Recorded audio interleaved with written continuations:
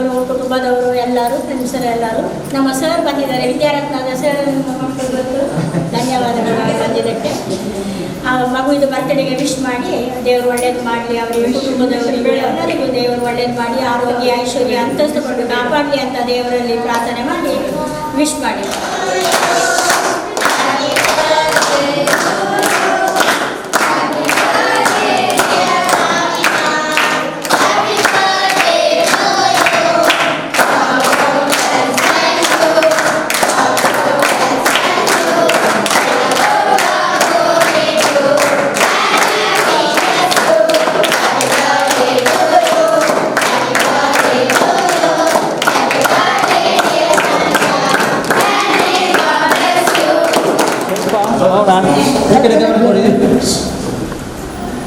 Madam ಹೇಳಿದ್ರು ಇವತ್ತೇನು ಕಾರ್ಯಕ್ರಮ ಅಂತ.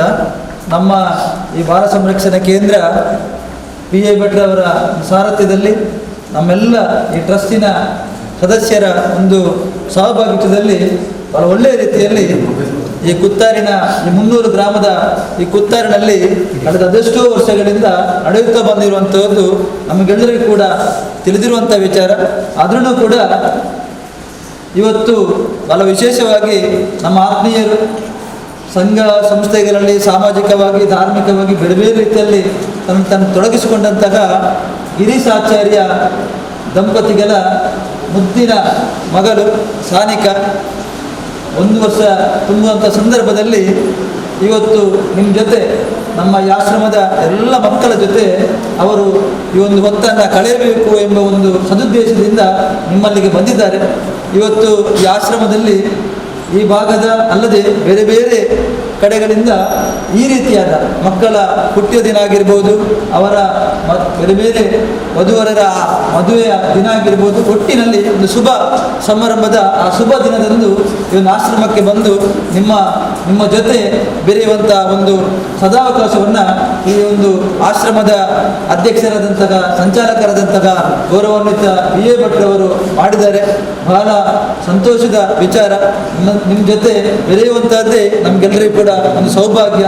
ಈ ನಿಟ್ಟಿನಲ್ಲಿ ಇವತ್ತು ಸಾನಿಕಾ ಈ ಮುದ್ದು ಮಗುವಿನ 1 ವರ್ಷದ ಈ ಒಂದು ಶುಭ ದಿನವನ್ನು ನಿಮ್ಮ ಜೊತೆ ಸಂಭ್ರಮಿಸಲಿಕ್ಕೆ ಅವರು ಬಂದಿದ್ದಾರೆ. ನಾನು ಈ ಸಂದರ್ಭದಲ್ಲಿ ನಾವು ನಮ್ಮಂತ ಎಲ್ಲ ದೇವದೇವರಲ್ಲಿ ಪ್ರಾರ್ಥನೆಯನ್ನು ಮಾಡುತ್ತೇನೆ. ಈ ಮಗು ದೀರ್ಘಾಯುಷ್ಯವನ್ನು ಹೊಂದಿ ಒಳ್ಳೆಯ ಒಂದು ಜೀವನವನ್ನು ದೇವರು ಆ ಮಗುವಿಗೆ ಕರುಣಿಸಬೇಕು.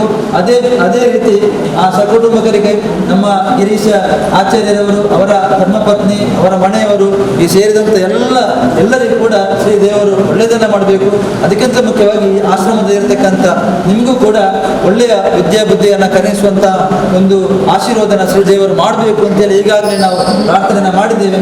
ಈ ನಿಟ್ಟಿನಲ್ಲಿ ಇವತ್ತು ಬಂದಿರತಕ್ಕಂಥ ಎಲ್ಲರಿಗೂ ಕೂಡ ಅಭಿನಂದನೆಗಳನ್ನು ಸಲ್ಲಿಸುತ್ತಾ ಒಂದು ಆಶ್ರಮದಲ್ಲಿ ಈ ಅವಕಾಶವನ್ನು ಕಲ್ಪಿಸಿದಂತಹ PI ಭಟ್ರಿಗೆ ಮತ್ತು ಇಲ್ಲಿರತಕ್ಕಂಥ ಎಲ್ಲರಿಗೂ ಕೂಡ ಅಭಿನಂದನೆಗಳನ್ನು ಸಲ್ಲಿಸುತ್ತಾ ಈ ರೀತಿಯಾದ ಕಾರ್ಯಕ್ರಮ ಪ್ರತಿ ಸಾರಿ ಈ ಭಾಗದಲ್ಲಿ ಆಶ್ರಮದಲ್ಲಿ ನಡೆಯಲಿ ಅಂತೇಳಿ ಈ ದೇವರಲ್ಲಿ ಪ್ರಾರ್ಥನೆಯನ್ನು ಮಾಡುತ್ತಾ